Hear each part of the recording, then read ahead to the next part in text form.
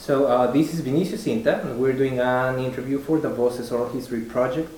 Today is January 11, 2017, and we're in Encinitas, California, to interview Mr. Charles Ericksen.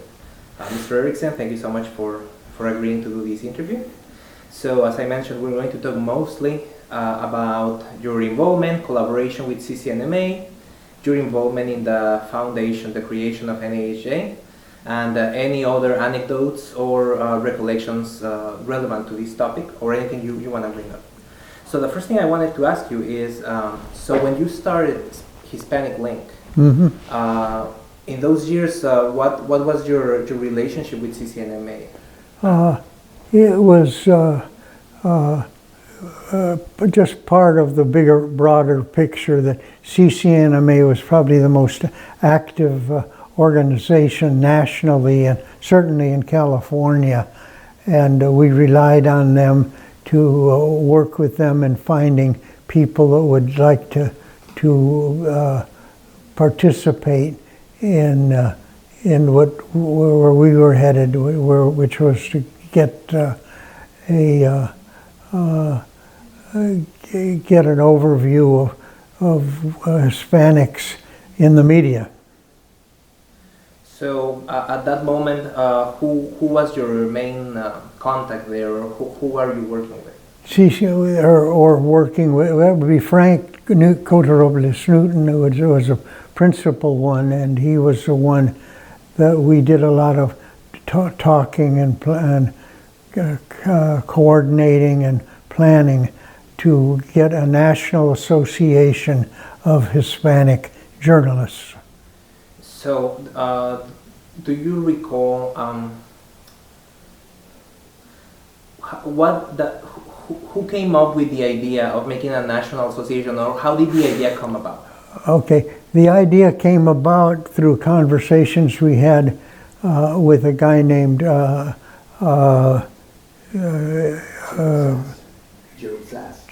Jerry Sass, who was with the Freedom Forum at that time. Yeah, Jerry was a great great idea of getting the context of the Hispanic organizations or Hispanic journalists primarily together to organize.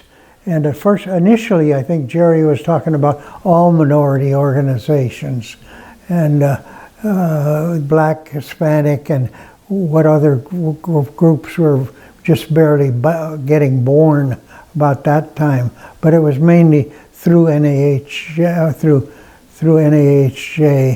that and CCNMA that the concept started. We didn't know any of each other. We didn't know people in Philadelphia, barely in New York, any of those. So a lot of that, the skeleton for what we wanted to do was coming through CCNMA and learning how to steal their talents and their experience. Yeah. Were you involved in the board for CCNMA, or were you involved in running the organization? No, not in the board of CCNMA at any particular point. But we found a great friend in Frank Cotorobles Newton. Yeah, and great support from the National Foundation that was running what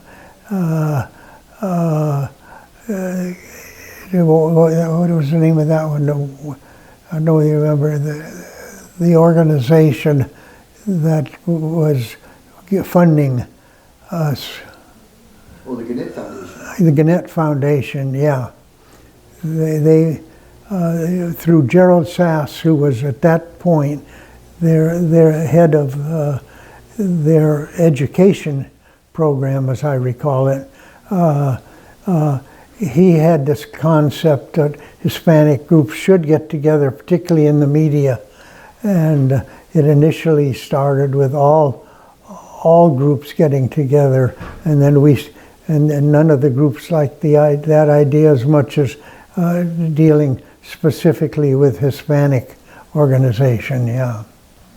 So So you mentioned that at that point you didn't know there wasn't a lot of contact between No, Latino journalists in different places. and there were very few of them, and they were from different Hispanic organizations, not just Mexican American organizations, and a lot of the activist groups that included journalists were instrumental in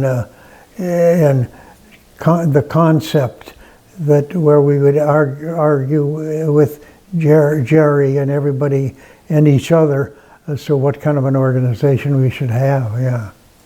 So do you were you at the 1982 the big conference in San Diego? Yeah, that was a big one, and there was also a Spanish language one at an almost simultaneous time that we got very involved as Hispanic Link. Yeah. What was your involvement specifically? What? We would help in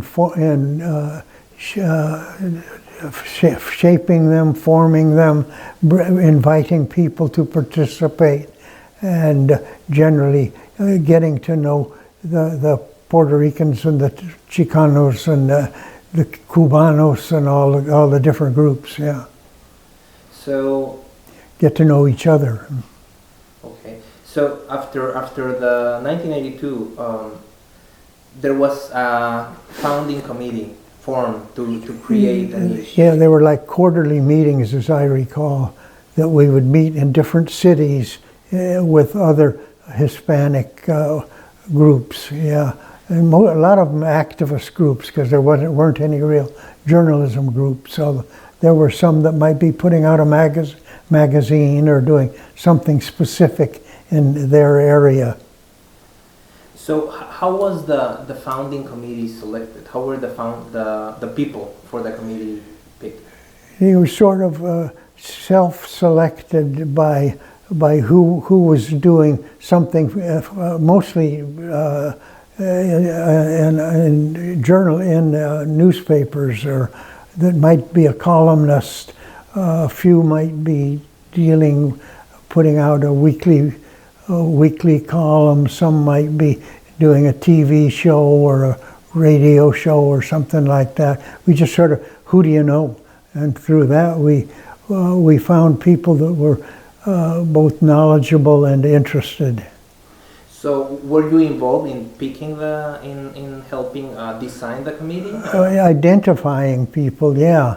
And generally I would say Jerry Sass was the one that would bring together the different groups, trying to figure out what Hispanics wanted, and it was a tough job for him because a lot of people had different ideas. Yeah. So people had different ideas. What were there disagreements or? Well, we didn't even know each other at that point. You know, from Juan Gonzalez in New Mexico, in New York, or Jose Arce in New Mexico, different places. We say, well, this guy's doing something for graphics. For doing things with the different organizations, and getting us to know each other and to dance with each other, literally.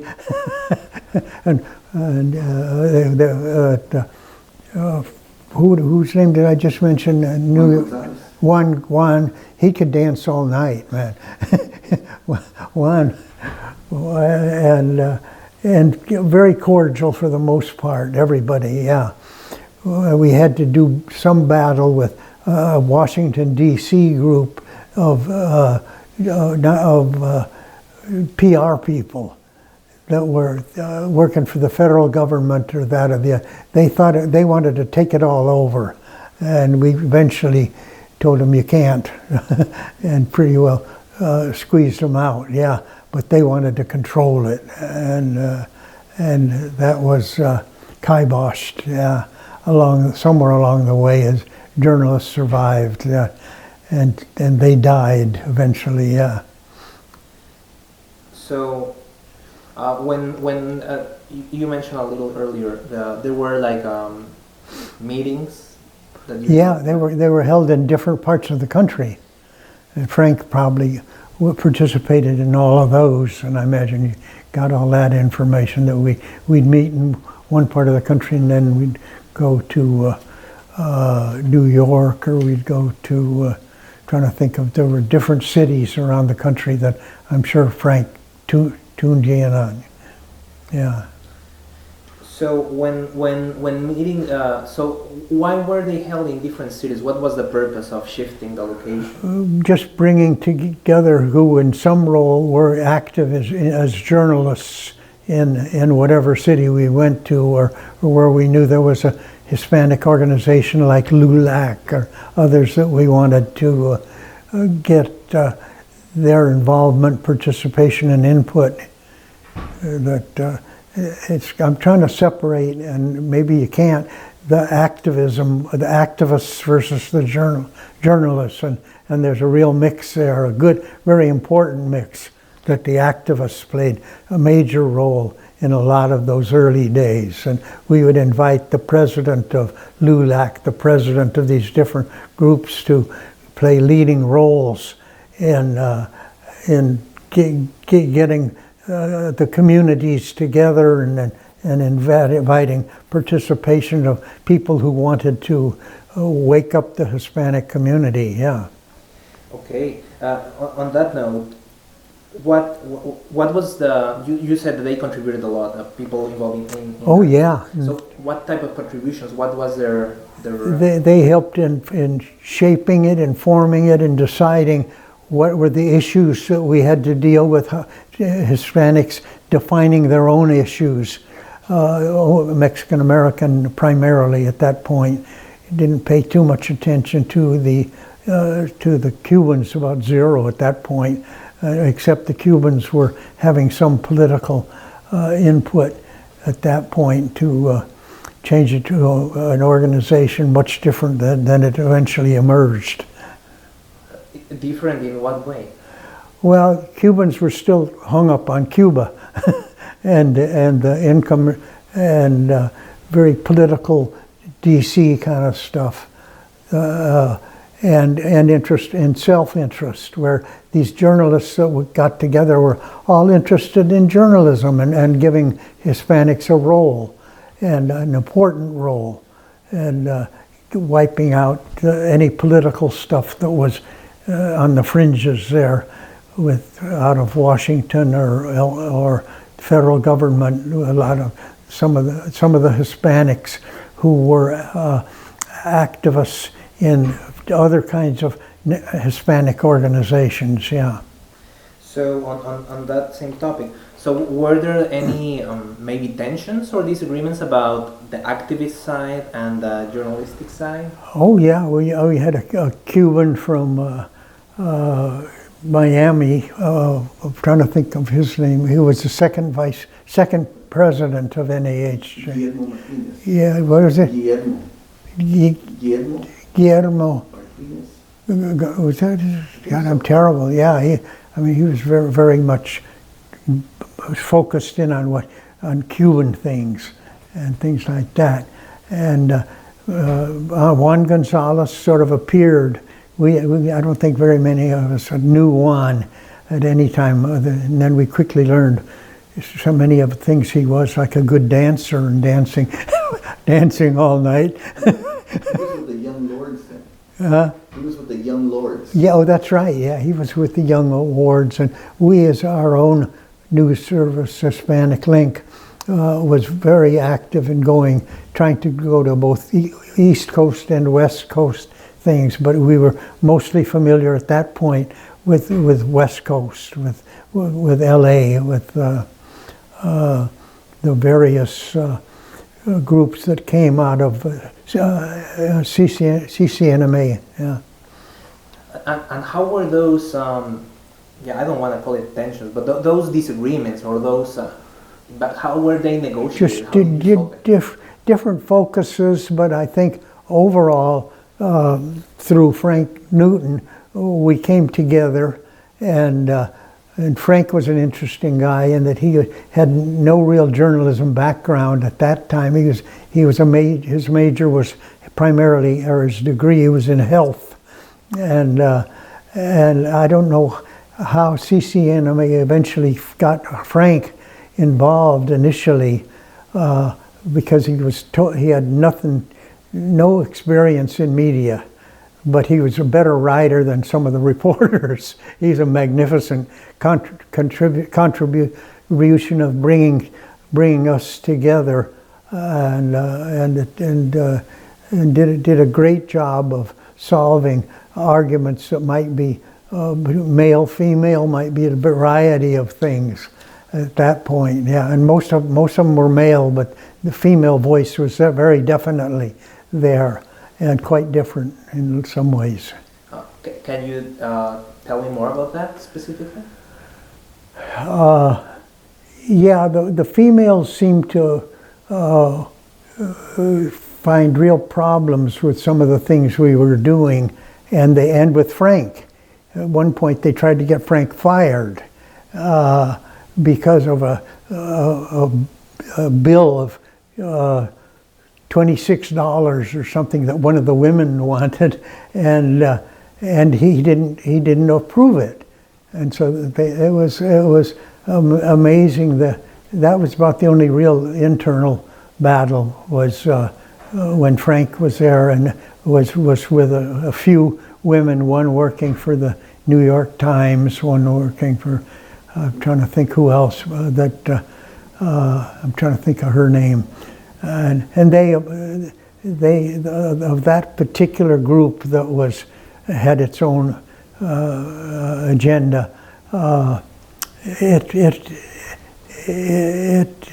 it had some good Hispanic female working too that time. Our own Elaine Rivera was the first secretary of the group, and she was an intern with us when she got that job with Hispanic Link. We had already formed Hispanic Link, and I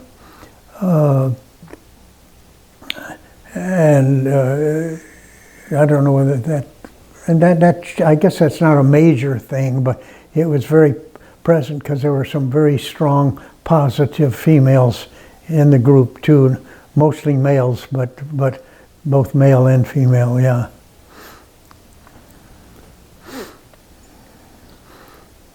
I just remember all those internal frictions and factions that were at work there, and I was an issue too because I'm not Hispanic, and I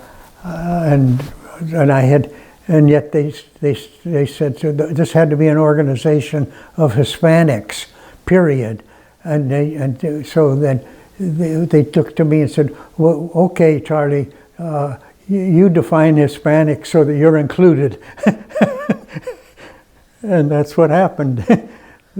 So I became the first secretary because of our Hispanic Link. It was a real activist group and writing columns about Hispanic issues and all that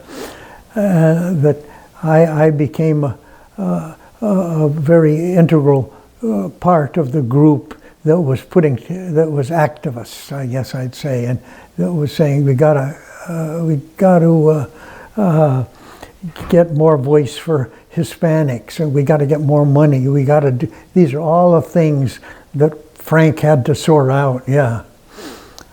So just to take a step back. So what was that an issue at any point that you are not Latino? Did somebody say? Not with our founding group.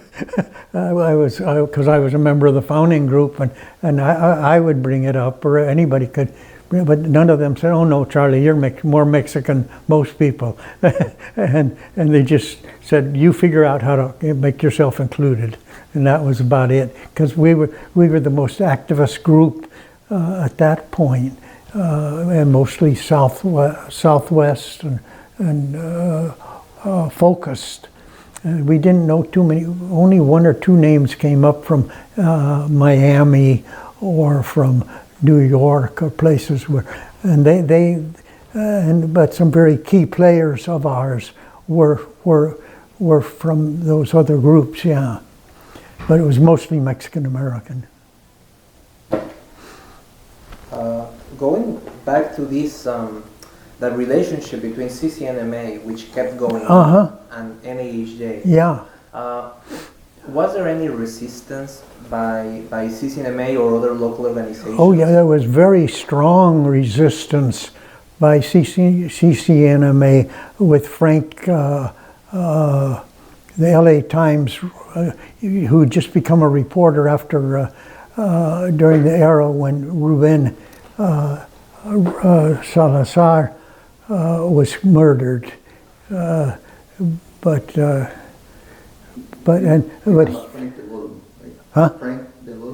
Frank Del Olmo of the LA Times, he did not want this organization to exist, and he was very strong on that it shouldn't exist, and he was a pain in the butt as far as I was concerned at that time. Yeah. What was his argument for opposing? Opposing a national group, because he said we already have a national group in CCNMA, and we are the power, and we should be the voice. And he really very narrow idea, and I think there's where a guy one meeting that we had at in LA. Sass pretty well told Frank Del Olmo, who was making a lot of negative arguments. He says, "Okay, well, we've gone through all of this hassle. We're going to go ahead and do this, and whether Frank wants to be with us or not, that's his problem." and he quickly bowed. So that was during one of the meetings? That was Frank was not a member of our organizing group. Frank Del Olmo, yeah. And he was against such a group for a long time and said, if you want $100,000 to start get us going, this is how we're going to do it. And if Frank Del Olmo or any of his friends didn't like that, we were going to go ahead and do it anyway. That was a pretty big battle for a while there. I don't know whether Frank Cotorobles Newton mentioned that at all. He might have done it, sort of referred to it, but that was a big battle. So after that one incident that you mentioned, did things change? Did the CCNMA board or the leadership become more cooperative, or? Well, hell, we hired their leader, and he was fully for us. Yeah, for the people that were trying to bring this national association into existence, and the reason that we could do it was once again the $100,000 that we got initially from the Gannett Foundation, and at that time. Gerald Sass was the guy who had the purse. So what were the goals, or how did Mr. Sass, what was his goal in supporting this national? He wanted Hispanics in the media to have a voice, a national voice. And he initially wanted it to include blacks and the other minority groups, but he quickly acquiesced to the majority group that we just make it Hispanic. The organization, National Association of Hispanic Journalists, yeah, including the name, yeah. Was there a working relationship or collaboration with other organizations like NABJ or? Yeah, I mean, we attempted to get them into NABJ, as I recall, even in the early stages, was supportive of what we were doing, and whether they had their own group at that point, and they saw need for, if we want to be a Hispanic group, they would pretty well support us. That's my recollection of it. I'm not that clear on it, yeah, on that, but yeah, we worked very well with a lot of black groups at that point. And a minute ago you mentioned the name National Association of Hispanic Journalists. Were there ever any issues when selecting how to name the organization? I'm trying to remember whether there was. It just seemed to emerge that who were we? We were Hispanics in journalism, and that's how we were thinking and doing. Yeah. And another related question: why? How did you decide on Washington D.C. as the headquarters? That was a lot of discussion whether we should go into Texas or California or where, and it was. I think probably Gerald Sass might have had a pretty good influence on deciding that we should be in Washington D.C. because that's where the political action was. That was where the papers were involved in decision making, and that's where we really wanted to be, to have a national voice. Yeah. It made a lot of sense. It seemed to just about all of us, yeah. Okay. So there was no pushback on Washington D.C. Oh yeah, there was a battle over whether we should be in Texas or whether we should be in California as headquarters, and there was arguments on all of them, but very, very constructive arguments on all of them. And for some reason, I think for political purposes, they decided. And we had a group in D.C. that was willing to play a major role in pulling things together. Yeah. I imagine some of this Frank might have been a little timid about talking. but he was so important as a peacemaker and finding people like Frank of New York, who was writing a column. The one we were just talking about. Juan Gonzalez. Juan was, besides being a good dancer, he was also a good mediator. Yeah, very good. And there was a Cuban American group that was still pretty vocal at that time, and led by, you gave me that guy's name again, that was a vice president, and he was supposed to become the second president. The guy that was the first president was a guy who was with CCNMA, not with CCNMA, with Gannett. Gerald Garcia? Yeah, Gerald. Gerald was a very, very powerful voice at that time, and a very strong voice, and who was not against arguing with somebody on something, but a great guy, and a real power in mainstream media at that time. He was, well, one after another, he'd have, through Gannett, be the editor or the publisher of various major newspapers around the country, or news organizations, and a hell of a guy. I love Gerald. He would be very, I don't know. He knew what he wanted, and he made it happen. But people respected him, feared him a little bit. Yeah, because they saw him as being the guy who had the money. He was editor and publisher of newspapers back in New Mexico and all over the country as a member of Gannett's power structure. Yeah. So going back to the process that led to the creation of NAJ. So one thing, one responsibility of the founding committee was drafting the bylaws. Was what? Drafting the of bylaws, yeah. So, for example, what about membership? How did you decide who was eligible and who could vote and hold office? Yeah, well, first of all, we had to kick out those who were in PR.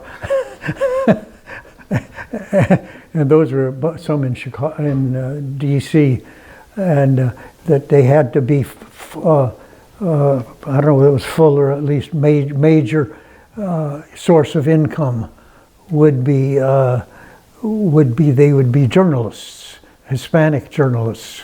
Until I wrote that magic sentence that said I was included. I can't even remember how that came out, how it reads in the bylaws now, but it left a little wedge for me.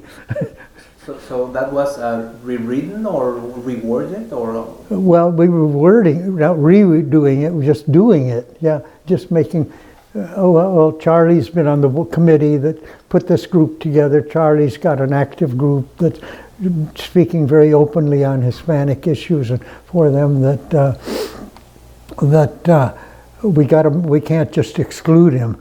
So in the word, I don't know what the hell the wording we finally came up with, or if we did or just ignored it. Yeah, but they just elected me head of or the treasurer, and I didn't know a damn thing about money.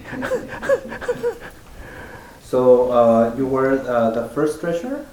I was never a member. I never ran for any office. Oh, okay.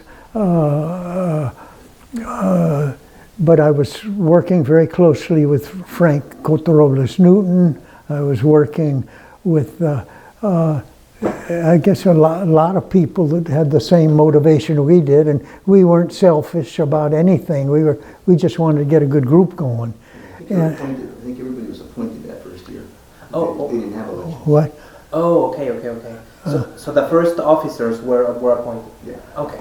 First officer was Gerald, who was president, and then he was just going to serve one term, and Guillermo Martinez had and he said, I'm just going to serve one term, and Guillermo says, well, I'm going to have me the second term. And then at the last minute, Gerald says, oh, I think I'll serve another term. And that really pissed off the Cubano that we had in that group, who was then a columnist for the Miami Herald or something. He was very active in the Miami Herald. But Gerald ruled.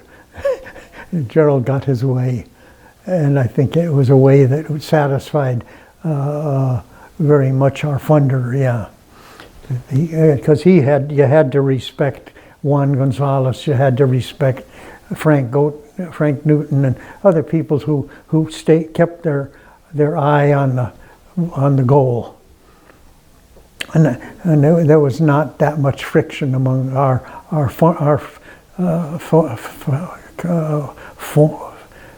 planning committee members. We had a lot of fun, and we did a little drinking together, and we had and dancing, as I mentioned. It was a bunch of a group of people from all over the country that didn't know each other really, and Frank Newton had to deal with all of them and set up all the meetings and decide what cities we were going to hold the next meeting in, forming meeting, and make a lot of decisions like that where we did come to grips with that issue, but it didn't turn to be a big issue. The main thing was getting a national organization founded, and the funding was already there from Gerald and Gannett, yeah. I forget when the first conference was actually held, where everybody voted. I think it went 2 years, wasn't it a couple years before they actually held a conference where the people then you were selected, or even for office, and first year everybody was appointed, and I think the second year they had already decided who was going to. Was that the one in Washington? Yeah, I think it was. No, let me see. Wasn't it? Well, there was, no, it was in LA there was one that was sort of, I'm trying to think how that was a Spanish language one. But the first meeting was, I don't think so. I'm trying to think where the first meeting was, or whether it might have been in LA. But the first conference, national conference, God, I think it was DC. well, we were going to hold the first national conference, yeah, eventually, because there was that, to help me on this one, there was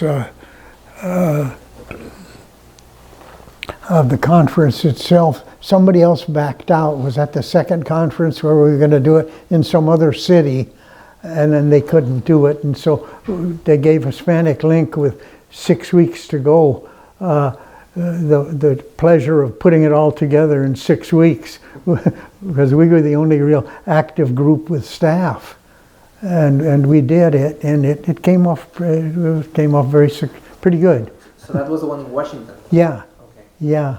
Wow, 6 weeks to put together that whole Yeah, to put that first conference together. And with it were some other organizations, which Frank probably mentioned, that were social organizations or activist organizations that were taking control of a lot of it for the conferences, because they bring in these Hollywood hotshots, these stars, and so we included in the conferences a broader group than just journalists. Initially, you notice the conference consisted of Hispanic journalists, Hamas. Hamas was a big one, yeah, because they would bring the Arts and Sciences, and the Hispanic Publishers Association. Yeah, oh, that's right. You had the publishers in there too, yeah. All three came together. And I wasn't. They were moving pretty fast to make it a national Hispanic journalist group, and I hated to see those other guys go in one hand, who brought the movie stars in into our broadcast, or no, our organizations. But I was sort of torn, because they would bring some money. They would bring some major people from Hollywood in there, and but it was sort of diverting what the focus was going to be, and that decision, I forget how it was made, but I was not any major role in saying we're going to just do our I thought it would kick all those other groups out, which they did. Frank, Kirk Whistler, does that name come to mind? Yeah, Kirk was a lot of just all groups. Amazingly another non-Hispanic who played a major role. And very selfless guy who was continually working for the organization. So you said you were torn, so you didn't like that other organizations like the Academy. Oh, LULAC and them. Oh, I did. Hamas. Oh, Hamas. No, yeah. One of our interns was one of our interns was a major person, and in fact, Hector and I think, went to a conference of Hamas, or a group of Hamas people, which really wasn't that organized anyway, in Hollywood early on, to meet with them through one of our interns. Antonio Mejias Rentas from Puerto Rico, and we worked a lot with them, and at that point I wasn't sure how we're going to include or not include Hollywood type people. Frank, who's the guy that the most famous one at the time was James Olmos. Edward James Olmos. And Eddie, and I had met James Olmos at a party in Washington. He was staying with what's her name, who died.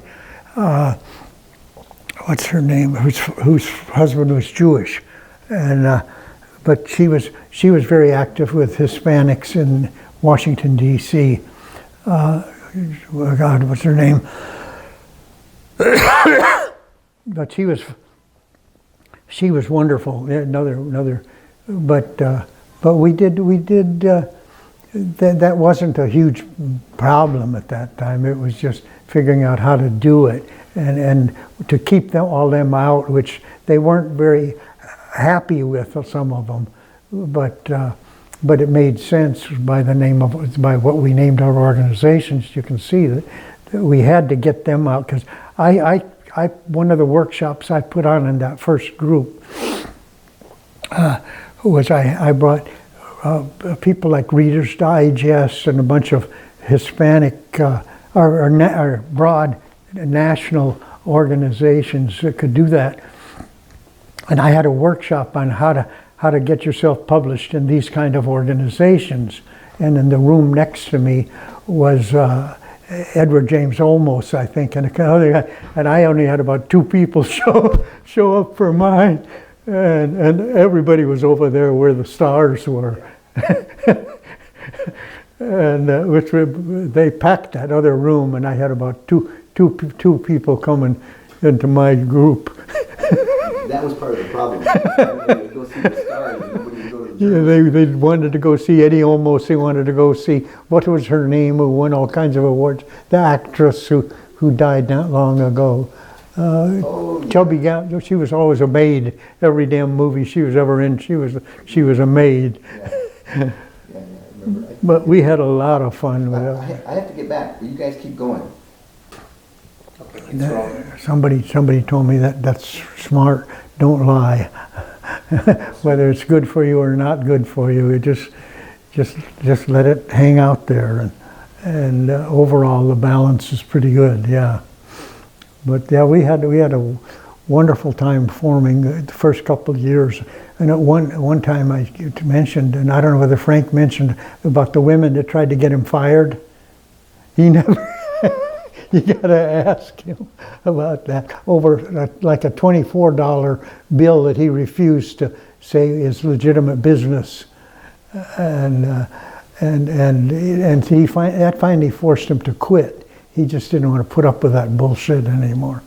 And but his thing that he wrote, and I don't know whether you read it yet. I've got it here, and Hector has it. We ran that, and I'm trying to think whether Hector. We've got it somewhere there. do you have the electronic file? Huh? Do you have the file that Hector would be more likely to find a quick copy quicker than I would of what Frank Cotorobles Newton this time wrote. But it was excellent. He is so thorough and such a scholar in the way he remembers things, and it's got a lot of detail in there about how it was formed. Yeah. So I wanted to ask earlier. You mentioned factions. Mentioned what? Factions. Factions? Mm-hmm. Oh. Yeah, well, the first big faction that we had to brush aside was the PR people working for the federal government that wanted to take over things when we were trying, and they were really pissed when we were forming this group. They wanted to be the leaders, and some of them were getting well paid by the government for this department or that department, something like that. But they effectively had about no influence with anybody, at very low-level jobs that they had for the Department of Health, the Department of any federal departments, but they were more interested in their next promotions. So how did they try to influence this? Were they They wanted to take over. They wanted to claim credit and take over and forget about the journalism part of it as much. And they were a pain in the ass in some ways initially, because they were holding meetings of Hispanic National Association. They had a title, but not much more than a title, that they belonged to different federal agencies, and but they were way down on the ladder. Yeah. And what about talking about journalists specifically? People who work for different types of media, were there any differences or any divides, for example? People from broadcast or... At that time, broadcast didn't mean much of anything. Yeah, that there were very few Hispanics in any broadcast groups and that had any real clout. And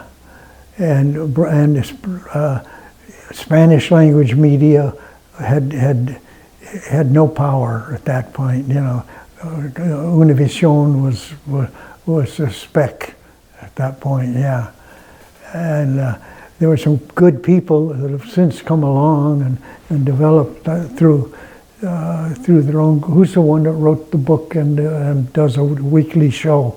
The Sunday morning show? What's it called? Jorge Ramos? Yeah, Jorge's a hell of a good guy, a great guy, and very thoughtful and a very good journalist, period. And but the two have never really merged like they should. In other words, he ought to be on English language TV as well as just his whole focus is Spanish language. Great respect for him and what he has done, yeah. And then his book was good too, yeah. I'm sorry that I'm losing a lot of my memory. This is great. But at least I'm giving you some ideas of things that Frank probably, out of courtesy, wouldn't cover. One thing I wanted to ask you about, you mentioned activism and journalism. Yeah. And you said you were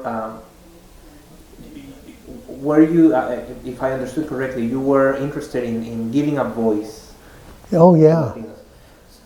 I was very much an activist in Southern California. I worked with a bunch of activists during the Papa Brown's administration, where we were getting people through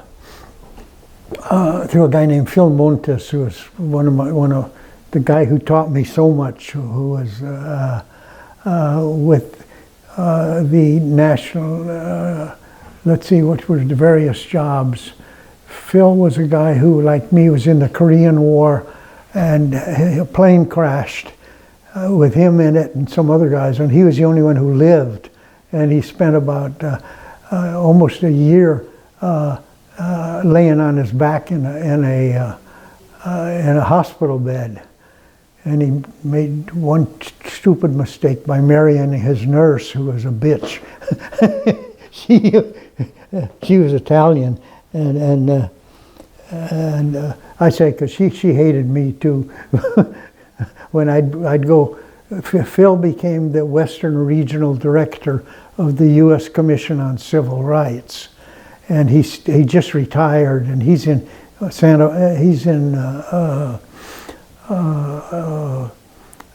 Pasadena is where he lives now, and he was very close friends, a much closer friend than I was, although I had a great time with him, and we haven't really talked at all about Ruben Salazar, who was an incredible force, and at the LA Times, but they didn't like him, but he just overpowered them by telling the truth about the failure of society to accept his Mexican Americans. Yeah, and he was a wonderful guy. Yeah. So how do you see activism? You know, because traditional or widespread view of journalism. There's this view of objectivity and balance. How does that square with being an activist, in your view? Well, I think because everybody was a white activist then and for white issues and white activism, and they just didn't. I mean, the recognition that Hispanics got was tragic in that era. That Mexican Americans were considered farm workers, and we weren't the activists. It was a racist activist of the white community that we were having to deal with more than anybody. And but we managed to get under Papa Brown, Jerry Brown's daddy. We got people appointed for the first times to the State Board of Education. And we were running all of this through Phil Monte's office in the Civil Rights Commission. And Phil is a wild, great guy. Except he was stuck with his first wife for about 10 years. And I'd go home. I was living in Sacramento then, and he was living in LA, and our office was in LA. And some nights I'd stay overnight at his place, and we'd be half drunk by that time, of course, and so his wife wasn't getting along too well with him, and then when she'd open the door, she said, "Oh, you brought that fucking Ericksen along with you." But he eventually dumped her, and she's a good friend of mine. He's still a wonderful leader of so many people. What he taught me, and I'll tell you, this is, I think, an important side, is gave me all kinds of courage to do things that I would never have done without his leadership. As an example, I would hold hearings in Sacramento or even in other various states for the Civil Rights Commission. I worked for them for a while, and he'd just say, "Charlie, put together a hearing and get the key legislators," and I didn't know how to do that. I just did it because Phil would scare me if I didn't do it, And I went to work for him, but basically I'd been a writer, even a sports writer. My first job was as a fishing writer for the Los Angeles Mirror. So that view, that activist role, yeah. So how did you bring that with you into, for example, forming NAHJ? Oh, well, yeah, and most all of us were activists in that era. That we knew we were getting screwed by the white authorities, and I was just learning from other people on that. I wasn't a very good dancer though, but anyway, this is a sample. We held hearings in cities around the 8 western states that we were in charge of. Not me, but Phil Montes' Western Regional Office, and I put together a committee that would talk about about the racist things that were happening in a little town called Guadalupe in Southern California. And I got this guy, one of our chief people that was going to testify, worked for a dairy for eight years there in Guadalupe, New Mexico, California. And the day before that he was going to testify, immigration picked him up and had him in deportation, all because the whole organization there was run by the right wing fanatics. What's the name? A couple of the real racist organizations group, And so I said, hey, they chose Phil Caulfield. They've chosen one of my key witnesses, and they're going to deport him the next morning. I mean, that's the control that they had, that the reactionary groups had in that stage. What did they call that group? And so Phil would just tell me, well, I was working for Phil then on the Civil Rights Commission as my paying job, and he says, well, get him out. and I, I had a clue how to get him out until, because of Phil's pushing, get him out. There were two guys with the immigration office that had arrested him and got him in prison there, and they were going to depart him at 5 in the morning, and I just said, I talked to the two immigration guys that were in charge of this guy, and he said, what do you do? He says, what we can do to make sure that we can keep him here long enough at least to testify. And he said, well, so anyway, there I was with these two immigration officers, and so they were explaining how they couldn't do anything. He'd have to be released in charge of a federal agency, a federal official. And then it occurred to me, hey, I'm a federal official. So I told them, well, I'm a federal official. They said, oh, you are? And they released. That's how screwed up the feds were. They released him in my charge, and I was going to have a meeting that day, about 2 hours from when they released him, and me, okay, they just took my word for it. The Civil Rights Commission has no influence, no powers of at all, period. They just investigate and report. They don't come up with, have any, what kind of powers do you have? Any enforcement powers, period. They don't have any damn power at all. But Phil would go and talk to mayors, talk to everybody, and scare the hell out of them, because they had no clue. They never really bothered to see what the powers of the Civil Rights Commission was. They were just guys in favor of civil rights, but they had no power at all. But Phil would bluff, and still does, except he's retired now. He'd have me sit in on these meetings with the mayor of San Diego, or the people in various state legislature and things like that. They didn't know what the hell the Civil Rights Commission was or what powers it had.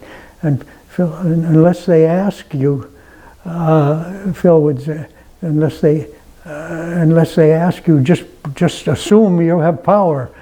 And that's what, so he taught me that as just a staffer for him, one of his meager three-person staffs or whatever. But he bluffed his way through all the politicians that never even bothered to see what powers the Civil Rights Commission had. It just had a great moral power at that time, with Father Hesburgh of Notre Dame was the head of it at that time, and Theodore Hesburgh, and I just learned to bluff and shout and scream and do whatever I had to do, and that wasn't my nature. All through Phil, and he's still alive, amazingly, considering all the drinking that we did with Ruben Salazar, and he would really help Ruben Salazar in so much of the writings that Ruben did about what was happening to the people in Mexican Americans, yeah, and so I took this guy, the guy who was. The charge was, here's this guy had been working at a dairy for 9 years, and just as a plebe, milking cows and things like that.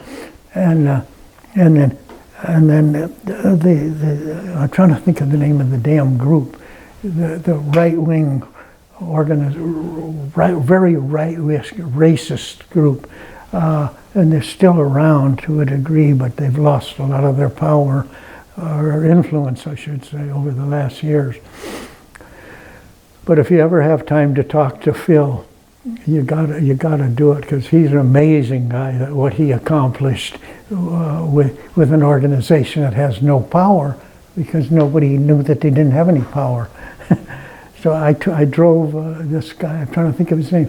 We got him tied up with some lawyers. We got him tied up with some lawyers, and got him to testify and to do things, all because Phil would scare me if I didn't do it. Yeah. Do you want me to pause? I don't care.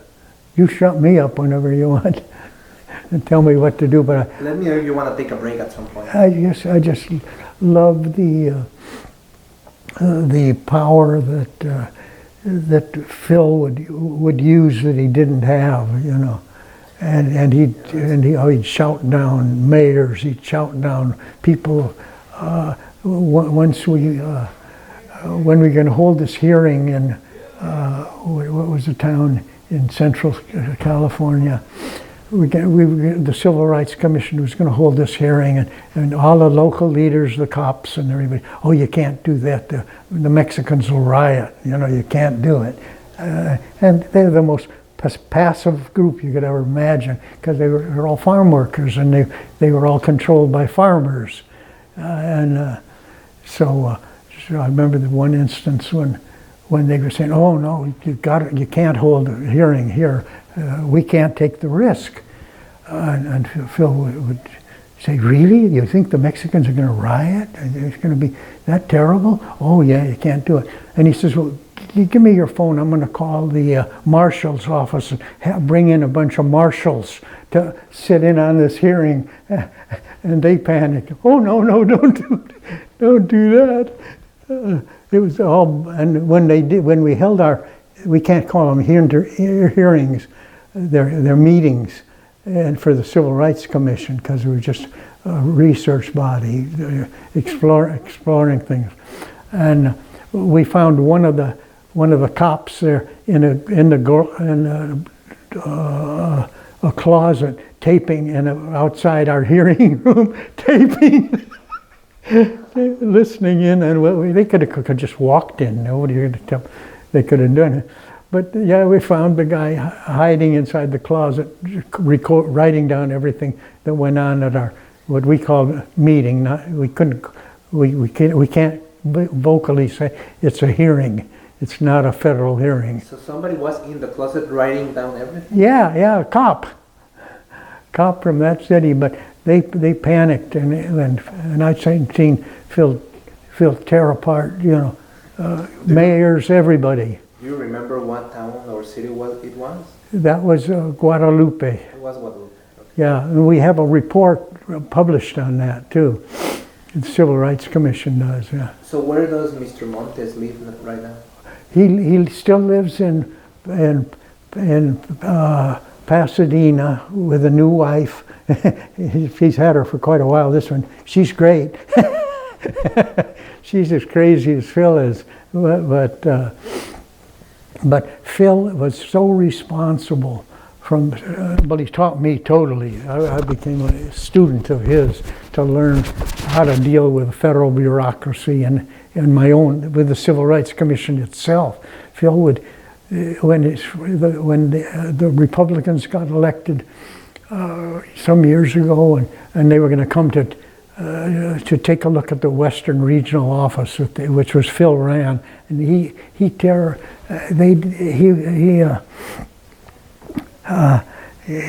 just say and do whatever he felt he should do, and change things a lot. But so then they're sending the new head appointed by the president for the Civil Rights Commission staff, and he shows up in our Western office, and this big pompous guy who happened to be black was a political appointment. It was going to come in and check on the Western region of all of the other offices, all the other regions. Tony Creswell was his name, and so Creswell comes in with his $400 suits and all that shit, and comes first thing he says, "Montez, I've heard a lot of negative things about you, and I'm going to take a real close look at you." And Phil Linden, "You're going to take a look at me? What the fuck do you know about civil rights? What have you done? You're nothing but a political appointee." And but that was Phil. He always on the offensive, and scared the shit out of the guy.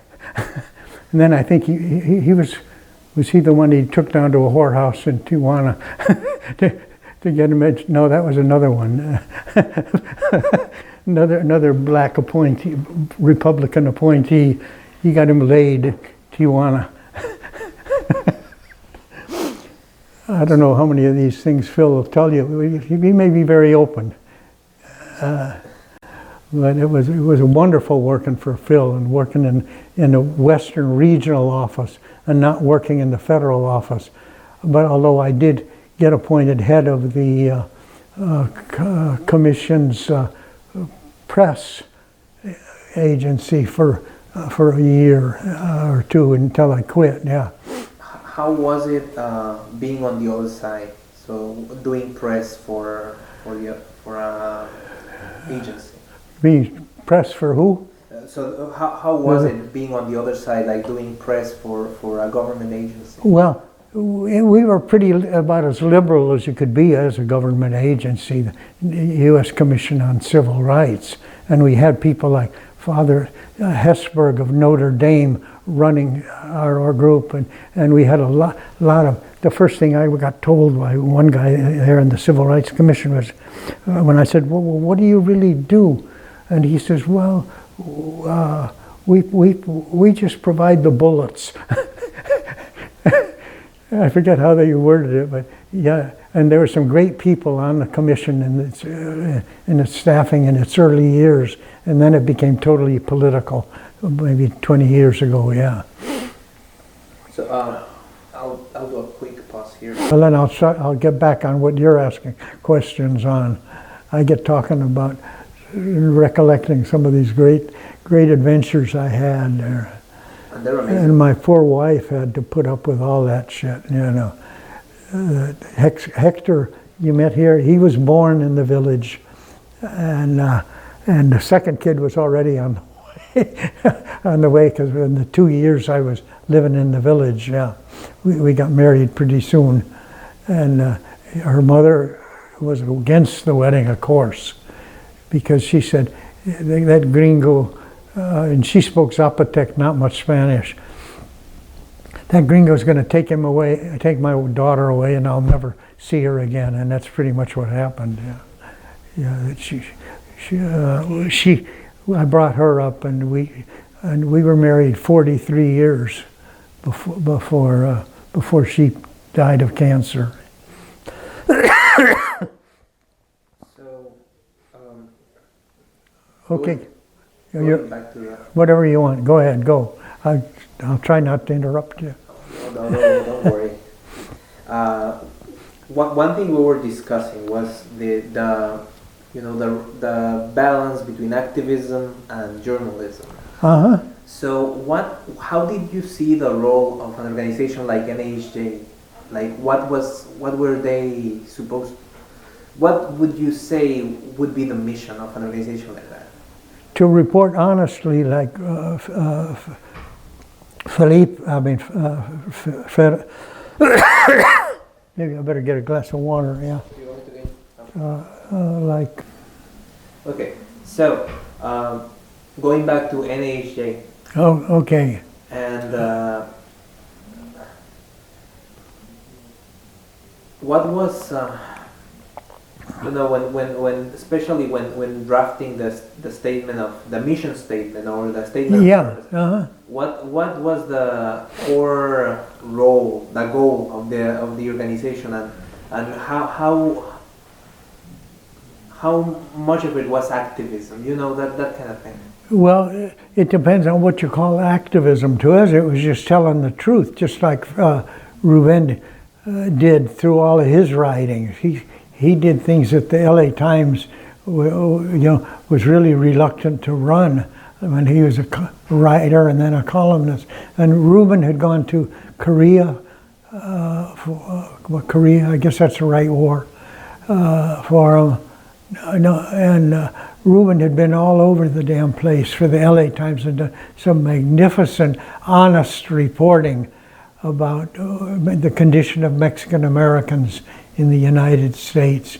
But the Times ran just about everything he wrote, and Phil Montes would get deeply involved in helping set things up for Rubén, who to talk to, what to, Matos or Pintos coming out of prison, that were good sources of ours, what was going on.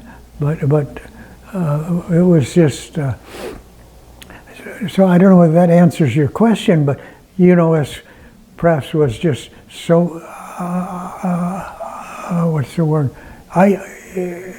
Nationalistic in what it wrote, and gave no value to other people, like in Mexico or any place like that.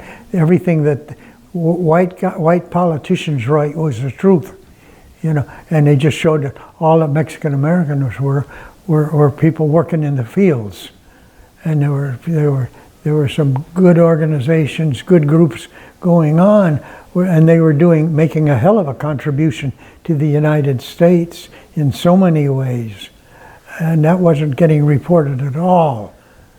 And how was NAHJ going to fix that or contribute to fix that?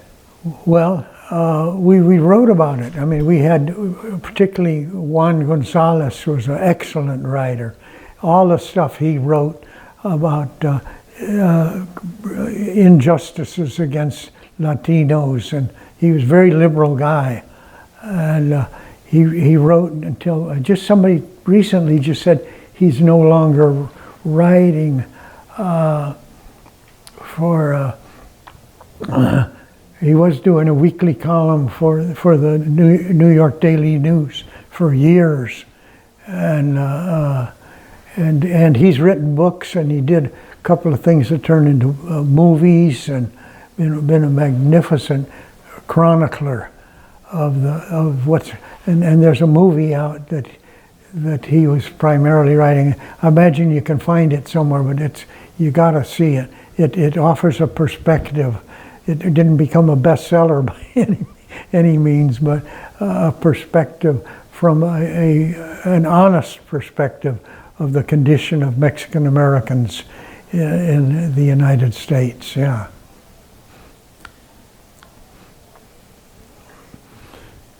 So. And how do you see? So. And we would do that too a lot. I was responsible for about 600 columns, more than that. I don't know how many. We wrote, did the Mexican American thing primarily for maybe half a dozen or a dozen years, writing for the Mirror and other publications. One column a week, some wanted two, and it gave me a great income in Mexico at that time. Yeah, because even $5 a column or up to $20 a column, which is what the Mirror paid me for my columns. And I got to write for the Mirror because I started as a copy boy, and when I went to Mexico on the GI Bill, I wrote a couple of things about going to horse races in Mexico, things like that, and humor or light stuff, and they started running them. And then when I asked, can I write a weekly column for them, I was amazed. They said, okay. I was just a hippie version of what life was like in Mexico. And so you were writing columns, and some of that you mentioned was about the situation of Mexican Americans and Latinos. Yeah, and a lot just about Mexico, talk about what was going on there, if there was a a devaluation of the peso, you know, how much radishes would cost how cheap it was for U.S. people to live in Mexico at that point. Yeah, it was amazing. Yeah. So moving forward to the creation of the National Association of Hispanic Journalists. Yeah. What was the relationship, the working relationship between the organization and the industry? And the industry? Oh, I had some, I had a lot of battles with which was the American Association, what is it, that holds our annual convention in Washington, D.C. American Publishers Association, I think it is. They would write stupid things and do stupid things, and I would always fighting with them about something or stupid things they would say and do, and that worked. The head of the group was just a racist bastard. Yeah, the staff person, and in those papers we obviously had some positive influence by just telling nice. A lot of them were just soft anecdotal stories about the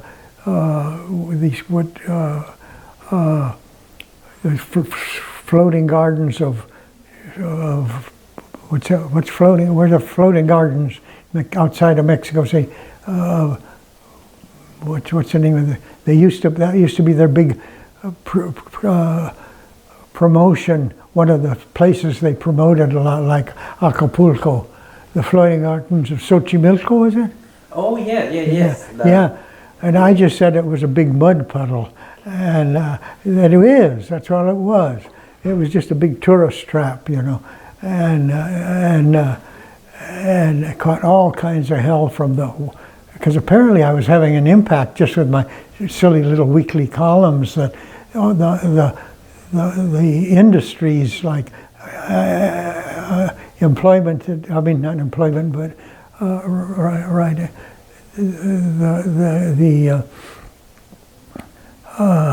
Generally writing about 90% of the stuff I wrote was very positive about Mexico and the people and the things like that. But when I'd write something calling Xochimilco, I guess it was a big mud puddle. The tourist bureau came, the Mexican one, and and I got along pretty good with Aleman's Mexican organizations, where he just build a whole city and make it become a resort, whereas not just the typical places you'd go to that were traditionally Mexican tourist attractions. Yeah, but that was. But generally, I get a lot of Anglo people, a lot of non-Mexican people, and Mexican people that would write like my column, yeah, and I could tell them how to make a good Mexican sandwich with a torta and all that things, and send recipe. I'd do anything, yeah, that would sort of fascinate tourists, potential tourists. Not that many Mexican Americans, but mostly just general public, yeah. But the Mexican American organizations' growth was so slow, and it's still so terrible on the way Mexicans are portrayed in the United States, yeah. So the coverage is still negative? And well, Rubin wrote a lot about that too. He wrote some wonderful stuff on that. There I was bouncing around again. And I have always, 3 days before, are you familiar with Ruben Salazar? 3 days before he was murdered by the cops, he called our office.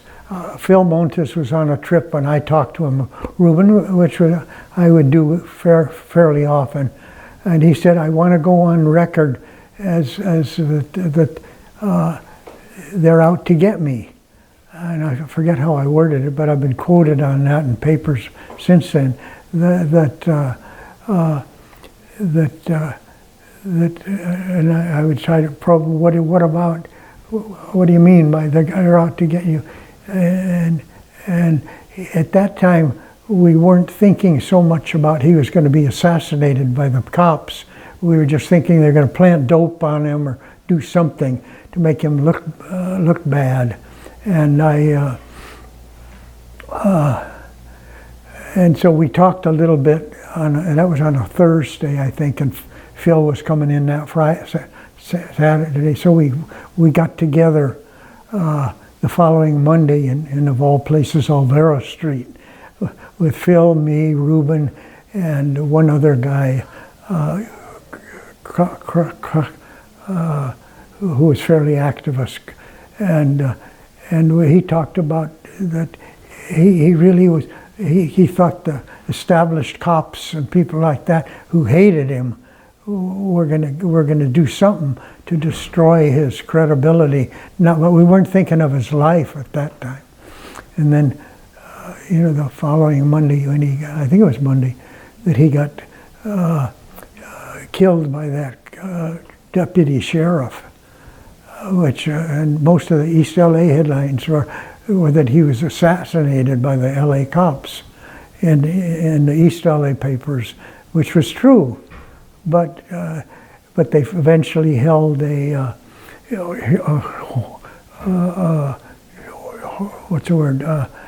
coroner's jury on it, and just came up with he was killed at the hands of another, some bullshit like that, and never, and we ran a long piece on that too in the link, on the debate, and there were and some pretty objective. I think what our guys wrote was objective, that he was murdered, and but just presenting both sides. We carried a lot of stuff over the years in some 6,000 columns that we wrote. Yeah, I think it's 6,000. That figure's repeated various places. Yeah. So the organization. The national organization, NAJ, did it take like I can maybe go. Oh, I just set it down. Okay. Do I what? Oh, I was going to ask you about NAJ. So how did NAJ as an organization, how did you all work with the industry? Was there a collaboration? Was there criticism or there were? Well, a lot of the paper. At one point, we had about 100 subscribing newspapers in the United States that Hispanic Link carried, and then about half of those they kept folding. So many dailies folded that we just kept losing papers by the fact that they folded. And the press lost interest in Hispanics, and the Mexican American Journalism Foundation, or what is it? Whatever it was called, became. This is maybe my bias to some degree, but the people that were getting elected that were broadcast people who were terrible journalists, for the most part. And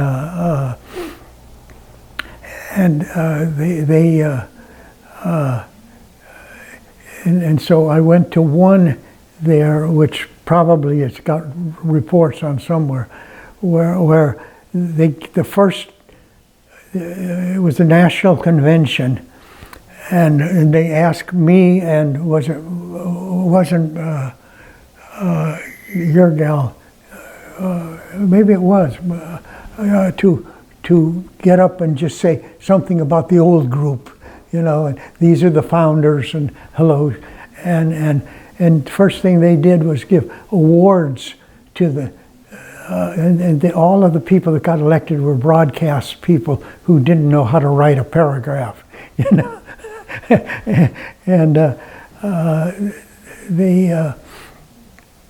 And so they were the one that was the president that year was in charge of giving the awards. And the first award he gave was to Fox for saying what a wonderful job they did covering the Hispanics.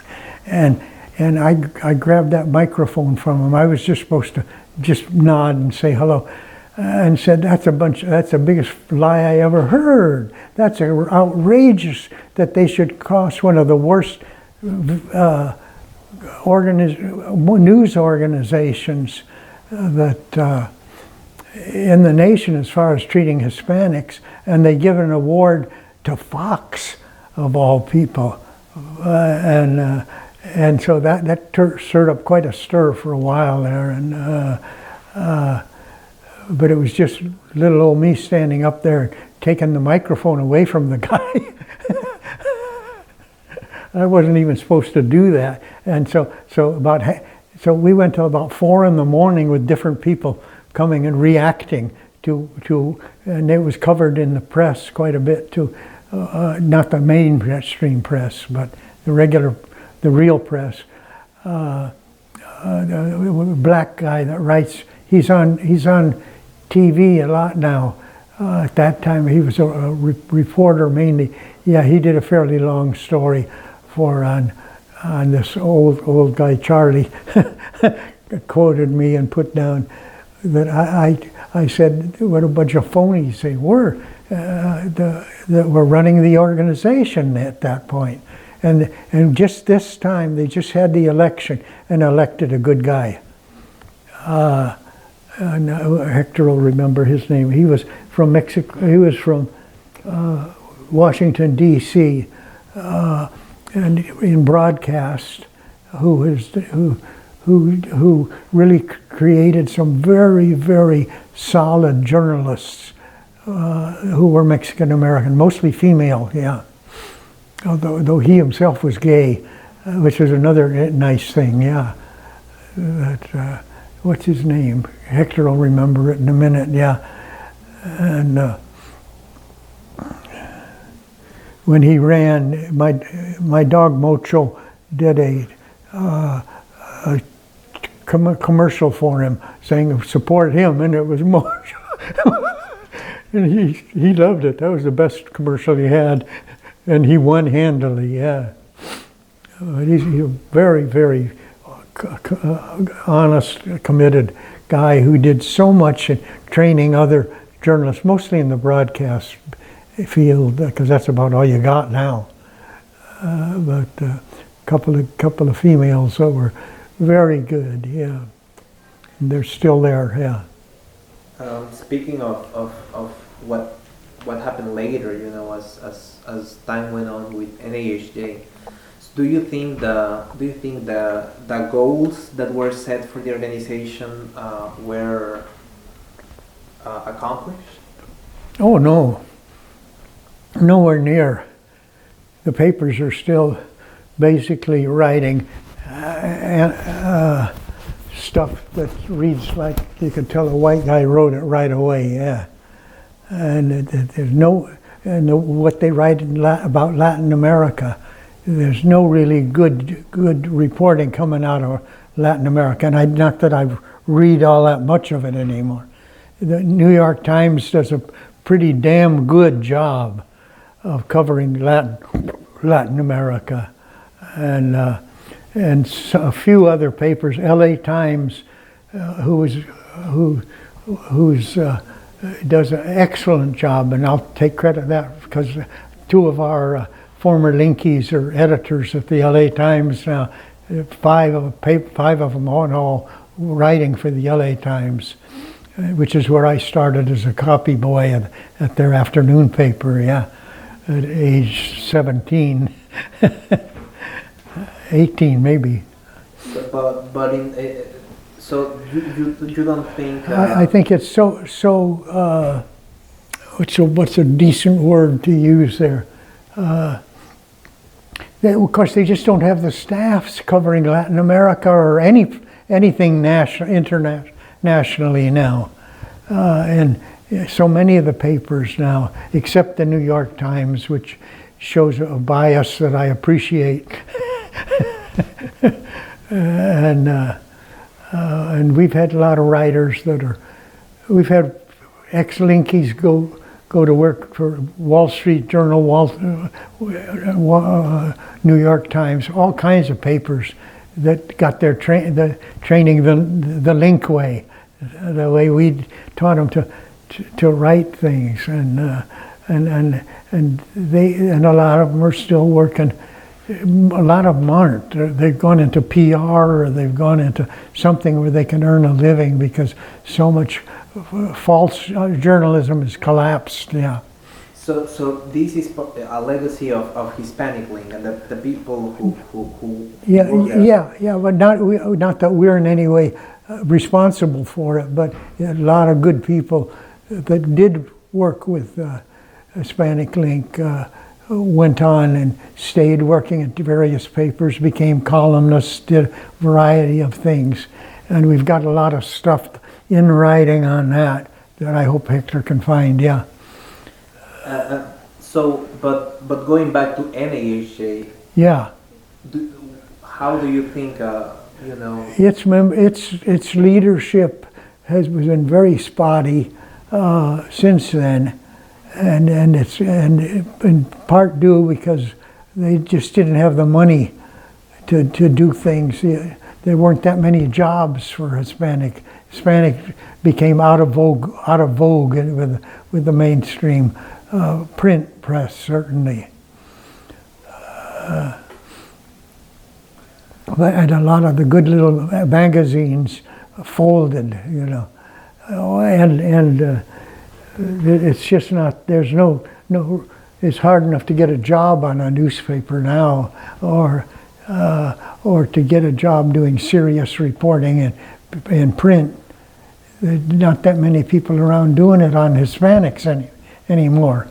And that's been a real loss to the nation, considering the contributions of that Hispanics have made to this country. Beyond tacos and tortillas and stuff like that, yeah. And what would you say, for example, an organization like NAHJ or CCNMA, what given the current situation, what would they have to do to make things better at this point? Well, newspapers, first of all, have to find some more Rubens, some more people who will report news, not treating Hispanics as bit players, or just covering the negative stuff, killings, the things that the police report, and just as this was happening with blacks now, some black, it's tough for them to earn a living now. So many of the black papers have folded, or have no influence anymore, struggling. That some of the people I liked the most were black journalists who were still out there doing battle. Yeah. Is there anything that you would like to add about NAHJ that I haven't asked about? Oh, let me have to think about that. NAHJ, well, I have high hopes with the new president, who we supported, and who I think ran unopposed. Just got elected a few months ago. I have high expectations for him, that he was trying to develop leadership among mostly very young Hispanic journalists, mostly female, and but the mainstream media it's not good on a lot of its coverage, and there's no depth reporting on civil rights a lot, except by the New York Times, and the LA Times has gotten a lot better. my first Linky hire was a guy named Steve Padilla, and who is now, he's had about every editing job you could have at the LA Times now. And if you have a chance to go to LA and talk to him sometime, he'd be definitely worth it. He's been editor of about everything there's been at the LA Times one time or another. And he's one thing that he and I agreed on when we first hired him. He's a great storyteller, and they send him around the country. I don't know what's left of the LA Times now, but for even now they're inviting him to speak and teach journalism as an art of storytelling, which is so perfect. That telling people stories in the news and not just reporting some action by some politician. And Steve is a magnificent editor, and he's taught a lot of writers, so many of them. And I don't know what he's editor of today, but it used to be he was editor of one section, and then all of a sudden the Times kept folding people and canceling people. He became the editor of about 4 sections, things like that. But they love him, but they haven't given him his due, which he deserves. Yeah, he's an excellent writer and an excellent observer of news and covering news and hiring people. I've been trying to get him to hire one of my favorites. He hasn't done it yet. Yes, who had written for us. Yeah. One final question to close. Uh-huh. What is the value of an organization like NAHJ or CCNMA? Its value is based on its leadership, and right now it has been in kind of the doldrums and moving, because they had about 2 or 3 guys that were practically PR men, not journalists, and they didn't cover the news at all. I don't know what the hell you could even say they covered, but they were still around for a couple of their folks. And now I hope that this guy's going to do much better, and I believe he will, because he sure did in Washington D.C. running the local group for about 5 or 6 years. Yeah. And I can't think of his damn name. But if you ever, where are you based mostly now? I live in Austin. What? Austin? Austin. Oh yeah. Well, you got a good one in Maggie, but and I don't know what's happening in Texas. Not a hell of a lot, from my view.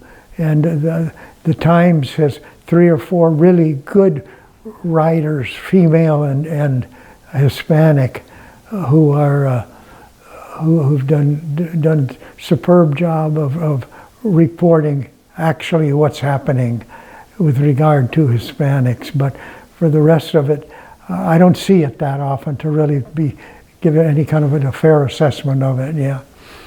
I look at the sports section when the Cubs were winning. All right. Is there anything you would like to add before we wrap up? Oh, probably reams of it, yeah. But I'm so glad that Maggie's got you looking. You're at the organization, you would say? Yeah, I think what she has to say, I'm trying to think of who else are great. I think that I definitely would talk to Steve Padilla, who is married, by the way, to an Asian woman who has worked for the Wall Street Journal for some time, yeah, who's another dynamic, gutsy writer. But she started earning so much money working for Vegas type organization. And Steve doesn't really. He has great respect from everybody, and has in his publication, because they'll send him out to all the other papers to teach the art of storytelling as journalism. And he'll come, and when he comes to DC, I'll put together a group for him there, or I did. Now I'm not in DC anymore. I forget. But I was in DC for almost 40 years, yeah. And but I don't see the industry training anybody to become good journalists. We talked a lot about, or not a lot, but some about Gerald Garcia.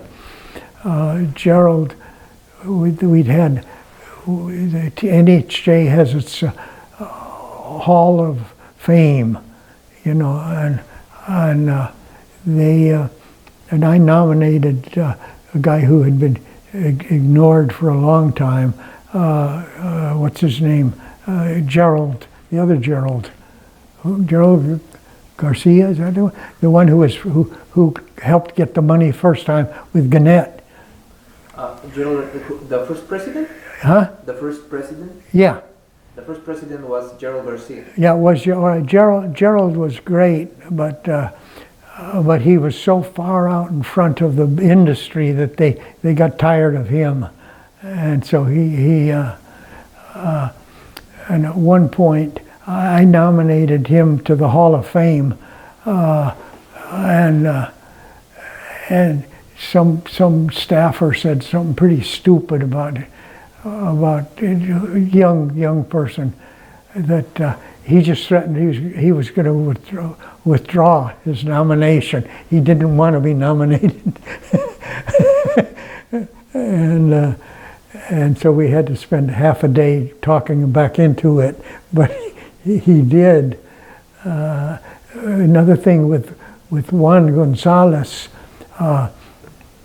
Juan has never really sought the limelight, but he just did so many things that put him in the limelight, and that I remember Elaine Rivera and I went up to New York once when we had about 2 or 3 years of bad leadership there, and where we had to go talk Juan into running, and the first day on the job he got $1 million for him for something, and set up programs, and has been wonderful since then. And he's had some illness along the way.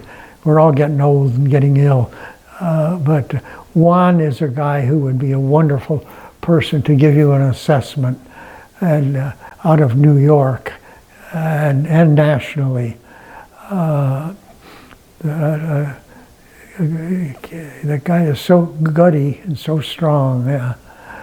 And at one point, when Juan got elected head of a very, very strong advocacy Puerto Rican group, and he was doing a regular column for the Daily News, they told him he'd either have to quit writing for them, or lose not get his job for the lose his job at Daily News, and this is because he was president of this new very strong group, and he quit the Daily News. He did, and for that year he did not work for the Daily News. He'd rather work as an advocate for Hispanics, yeah, and did some magnificent things in his years, both in motion pictures and in writing and books. A guy who worked who we brought into the business, named Joe. Goddamn Joe. What's your last name, Joe? Anyway, Joe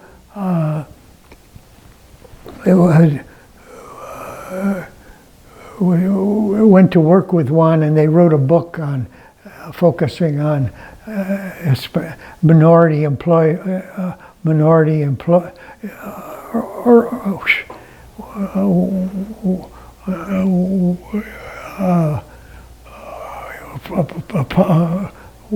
in journalism, blacks and Hispanics. It's a damn good book. They spent about 7 years putting it together. Is it News for All the People? Yeah, I think that's it. Is it Joseph Torres? Huh? Joseph Torres? Yeah, Joe. Yeah, he was. We brought him. We got him into the business, and he worked for the Link for a long time. And did you read the book? Would you like it? Oh yes. Yeah, and he's doing another book now, I think. And Joe is. He went to work and works now for a liberal advocacy organization, and he's been there for about 5 years. He was the first Hispanic they ever hired to it, and he's still there after about 5-6 years, and has a great commitment to public and Hispanics. Yeah, he's Puerto Rican. He came. He was one of the guys that applied for our internship some years ago, and as he's confessed later, the only reason he applied, which he got, was because he had a girlfriend down in D.C. But so much of that is so personally, but Joe is a wonderful guy and a hardworking and an honest guy as you'll ever want to meet. And we got him started at the Link, yeah. And he's still doing very well. I forgot the name of the group is. It's a liberal advocacy group. But look up Joe Torres and you'll read about him working with Juan on their book. And it did. It took him about 7 years to finish that thing, yeah. So I like to think I hung around with some of the right people, yeah. The group is needed, and it'll still survive. It doesn't have leadership focus that it would be nice for it to have now, and I don't think that it'll ever be allowed to, just as it hasn't really allowed blacks to society, the publishers, the people that determine what is news, you know. And I'd say broadcast is about 5 steps behind print, which ain't very good. Yeah, I'm glad you read Joe's book. Yeah. And I forget whether he did an update on it or not. He might have. Yeah, but I've gotten so lazy the last few years. I just sit here and wait to die, you know, like so many old people. But I just don't get in. I don't do a hell of a lot for anybody now, yeah. But I have a lot of good memories and bad memories, yeah.